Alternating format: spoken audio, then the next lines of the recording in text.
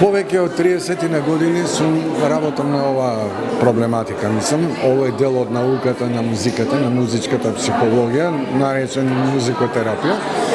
И едноставно задача ми е да промовирам музиката на еден поинаков начин. Како може музиката да помогне воопшто во одредени проблеми кои се јавуваат кај децата, кај возрастни и така натаму.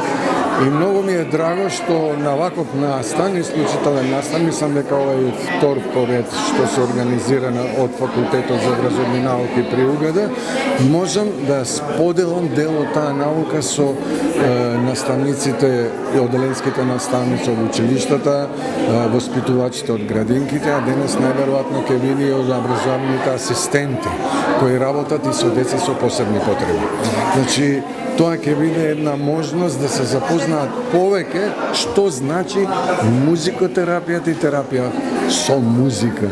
Значи да ја разграничиме онаа терапија од здравствената, од здравството, како да го кажам, така да ова ќе биде нешто многу интересно.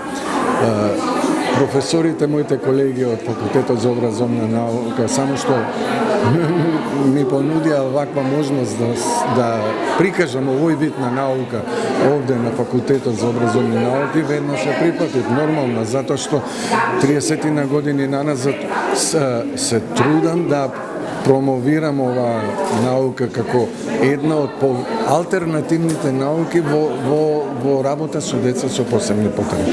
И мислам дека единствено од универзитетите во Република Македонија, заедно со два приватни други универзитети, прифатија да се промовира на ваков начин, што значи музиката во немузички цели, во комуникација со работа со деца со посебни потреби. Значи, станува збор за впрочем за користење на музиката во едукација на немузички цели, тоа се работи за како може да се помогне на деца со одредени проблеми да ги задржат, да им се помогне да надминат некој дел од својот психолошки дел што го имаат во себе, дека може да им биде и подобро.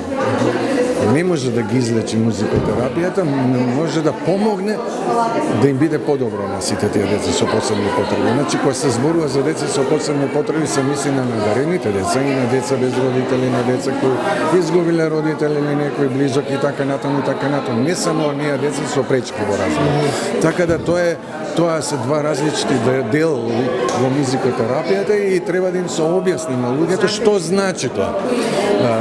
Значи, едно е работа со деца со пречки во образованието, со пречки во развојот, а друго е деца со посебни потреби од друг аспект. За жал, во нашите бивши простори не се користи многу.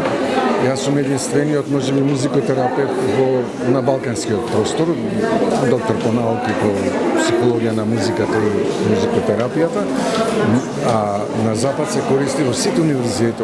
Имаат одели катедри каде што се изучува музикотерапијата, каде што се вклучени еден тим поголем, значи од професори, тамо се и лекари, и психолози, и социолози, и педагози, и музичари. Музичарите вообичаено ги водат овие сеанси заедно со тимот, затоа што еден човек не може да. Во пракса на западот се користи токму во институции. Овде ке нас само успеава во Србија едно здружение на граѓани да ја наметне својата диплома, да речеме, сертификат што ќе го добијат тие што следеле музикотерапија само во болниците кај што се лекуваат на психијатрија. Ама тоа може само да го спроведуваат медицински сестри. Значи не е на ниво на лекари дојдено работата. Ке нас ништо нема тоа. Јас во едно интервју за едно германско списание кажав дека ми е многу жал што толку години првиот музикотерапевт воопшто во бивша Југославија беше професор доктор Кирил Македонски од овде. Потекнал македонец од Битола, професор, мој професор. Тој ме воведе во оваа наука и јас го продолжувам неговото дело. Но разбирањата дури сега се јавуваат. И мене па сега на крајот ми е многу драго што и воопшто се појави. Се појавило на некој универзитет. Јас имам голема благодарност до УГД и до Факултетот за образовни науки, а тука секако спаѓа и Музичката академија, каде што јас предавам на студентите и објаснувам што значи музикотерапијата.